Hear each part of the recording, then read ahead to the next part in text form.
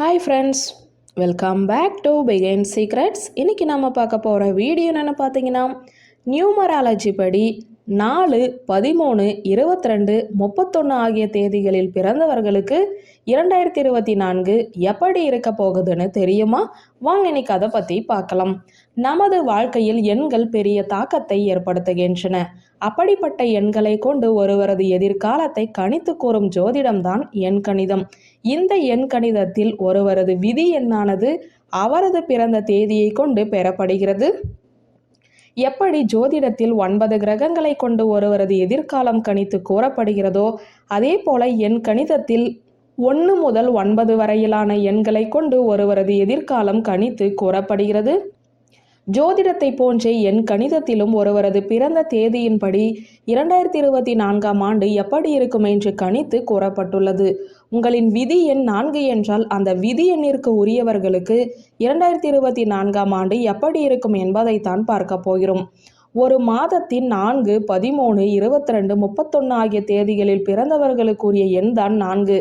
இந்த எண்ணின் அதிபதி ராகு என்பதால் இந்த தேதிகளில் பிறந்தவர்கள் இந்த ஆண்டில் பெரும்பாலும் ஒருவித குழப்பத்துடனேயே இருப்பார்கள். இருப்பினும் இவர்கள் விரைவில் தங்கள் வாழ்வில் முன்னேற்றத்தை காண்பார்கள். அனைத்து விஷயங்களும் இவர்களுக்கு திடீர் என்று நடக்கும். இந்த ஆண்டில் ஒரு சிறந்த மற்றும் திறமையான வழிகாட்டியால் இவர்கள் வழிநடத்தப்பட்டால் புரட்சிகரமான ஒன்றை செய்வார்கள். அதே சமயம் இவர்களுடன் தவறான நபர்களின் நட்பு இருந்தால் இவர்களின் செயல்களும் தவறாகவே இருக்கும். இந்த எண் 4க்கு உரியவர்களின் காதல் வாழ்க்கையை பற்றி கூற வேண்டுமானால் சிறப்பாக இருக்கும். நீங்களும் உங்கள் வாழ்க்கை துணையும் ஒருவருக்கு ஒருவர் சந்தேகம் கொள்ளாமல் நன்கு புரிந்திருப்பீர்கள். இருப்பினும் திருமணமானவர்கள் சற்று எச்சரிக்கையுடன் இருக்க வேண்டும். உறவுகளுக்கு அதிக முக்கியத்துவம் கொடுத்தால் இந்த ஆண்டு காதல் வாழ்க்கை இனிமையாக இருக்கும். முக்கியமாக பொறுமையாக இருக்க வேண்டும். குடும்ப உறுப்பினர்களை புரிந்து நடந்து கொண்டால் குடும்ப வாழ்க்கை நன்றாக இருக்கும்.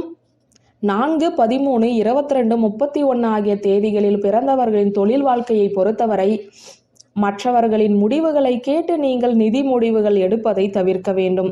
அப்படி செய்தால் பெரிய பண பிரச்சனையில் இருந்து விடுபடலாம். இல்லாவிட்டால் நிதி சிக்கலில் சிக்குவீர்கள். சுயமாக தொழிலை தொடங்க நினைத்தால் இந்த ஆண்டில் தொடங்கினால் நல்ல வெற்றியை பெறலாம். ஆனால் நிதி விஷயங்களில் எந்த ரிஸ்கையும் எடுக்க வேண்டாம் என அறிவுறுத்தப்படுகிறது.